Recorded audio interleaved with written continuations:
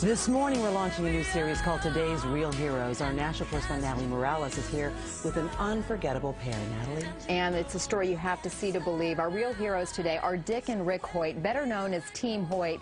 And if you haven't heard of them yet, be prepared. They're almost legends in their own right, and you'll see right now why they are heroes to so many. This is one of the greatest love stories of all time, a story of a father who climbs mountains and runs to the ends of the earth and back to give his son a better life, a life that transcends the limitations of his body.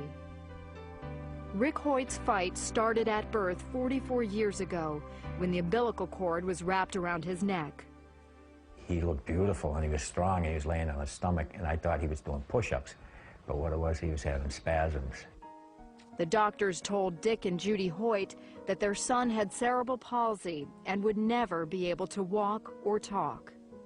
They said, forget Rick, put him away, put him in an institution. He's going to be nothing but a vegetable for the rest of his life. And we said, no, we're not going to put Rick away. We're going to bring Rick home and bring him up like any other child.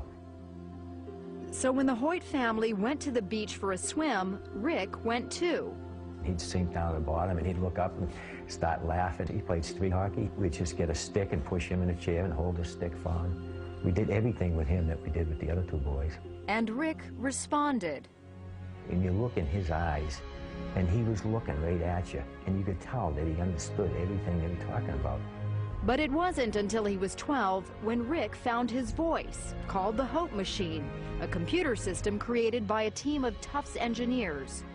Hopefully people will look at me as an intelligent person and look past my disabilities. He could tell us exactly what he wanted, how he felt, you know, where he wanted to go. And it got him to go to school, and he got to be able to talk to a lot of other people.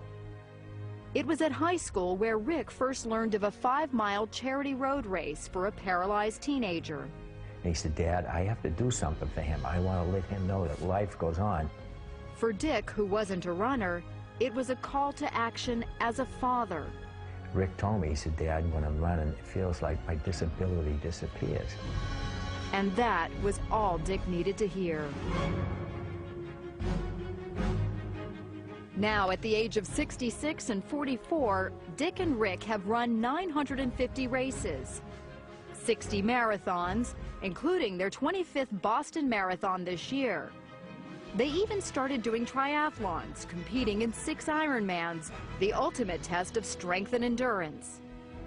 All the way, Dick pulls, pushes, and carries Rick's 110-pound frame over the course of the 2.4-mile swim, 112-mile bike ride, and 26.2-mile run. So on this day, we're going for a leisurely stroll. This is a slower pace than you two normally go, right? Oh, this is a nice pace, too. It's a good break. But they don't slow down for long. As long as we're still having fun, we're enjoying it, and we're healthy, we're going to continue doing it. But it's Rick's achievements on the sidelines that are most awe-inspiring. I may be disabled, but I live a very fulfilling life. Not only did Rick graduate from high school, but also from college, earning his degree from Boston University. And he now lives in his own apartment. I have shown to disabled people that they don't have to sit back and watch the world go by. They too can go to school, get a job, and be included in everyday life. The Hoyt's motto is simply, you can. And they've made so many believe anything is possible. He's competing in road races, competing in triathlons. And all of a sudden, all of these videos are popping up on us, and people are emailing around the world, and it's just a great feeling. I read them an email they recently received, one of thousands, from a perfect stranger. I write this because I'm a father, and to my shame, I have been nothing like you, Dick. I have been selfish more than I've been selfless. I'm not raising my son the way I had intended to raise him, and up to this point, you could say, I've failed. But yesterday, in a moment's time, I was changed. My heart was broken when I saw how much you must love your son to put yourself through such agony that he might experience the thrill of the race. Yesterday, it became less about me and more about being my children's father. I thank you, sir. You hear this over and over again. Yes, yeah. It clearly is, it touches you every time. It really does, yeah.